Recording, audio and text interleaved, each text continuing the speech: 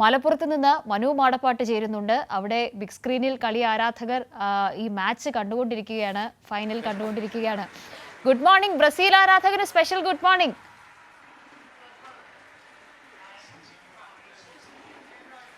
Good morning. Good morning. എങ്ങനെയുണ്ട് ആവേശം? Football ആരാധകരാണ്, ബ്രസീൽ ആരാധകരല്ല. Good morning. ശരി, ആയിക്കോട്ടെ. എങ്ങനെയുണ്ട് ആവേശം? അടിപൊളി. മഴയുണ്ട്, പക്ഷേ നന്നായിട്ട് പോകുന്നു. മഴയുണ്ട് രാവിലെ, ആളുകളൊക്കെ പക്ഷേ മഴയൊക്കെ മറികടന്നുകൊണ്ട് കളി കാണാനായി കളി കണ്ടുകൊണ്ടിരിക്കുകയാണ്. ഫൈനൽ തുടങ്ങാനിച്ച് വൈകി, അതാണ് ഇപ്പോൾ ഒരു ചെറിയൊരു പ്രശ്നമായത്.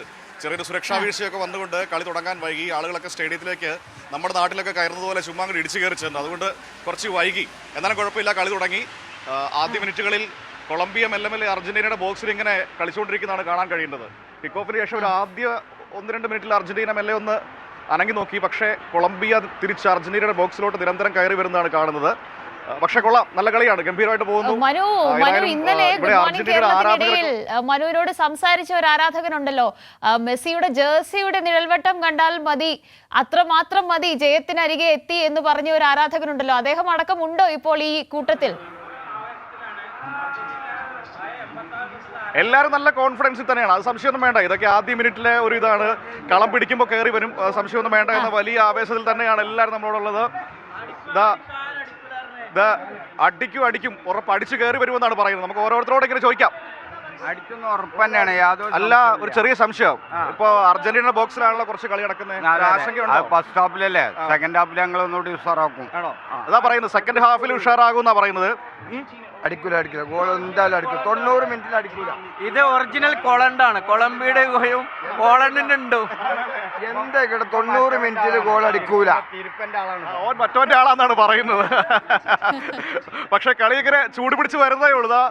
ആദ്യത്തെ ഒരു 10-15 മിനിറ്റല്ലേ ആയുള്ളൂ, അതുകൊണ്ട് തന്നെ ആവേശത്തോട്ട് അങ്ങനെ കൊട്ടി കയറുന്നതേ ഉള്ളൂ.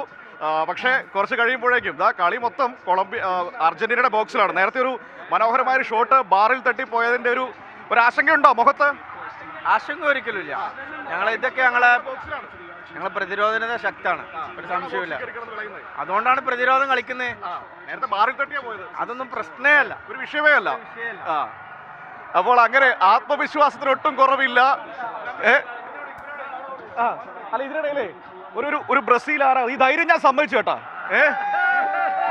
ഇതെങ്ങനെ ഇതിനകത്ത് വന്ന് കയറി? എന്ത് കയറാ, നമ്മളെ സ്ഥലല്ലേ, നമുക്ക് ഇവിടെ ഇരിക്കാം, നമ്മള് കളി കാണാൻ വരുന്നു. ഈ ചാൾസ് ശോഭരാജിൽ മാത്രമേ ഈ ധൈര്യം മുമ്പ് കണ്ടിട്ടുള്ളൂ പറഞ്ഞു അല്ലേ? അല്ല, ഇപ്പൊ ആരുടെ കൂടെ ഇന്ന്?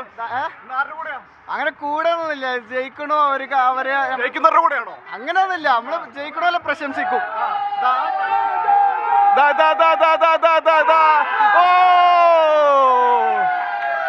തിരിച്ചു കയറി വരുന്ന കാഴ്ച കാണുന്നുണ്ട്.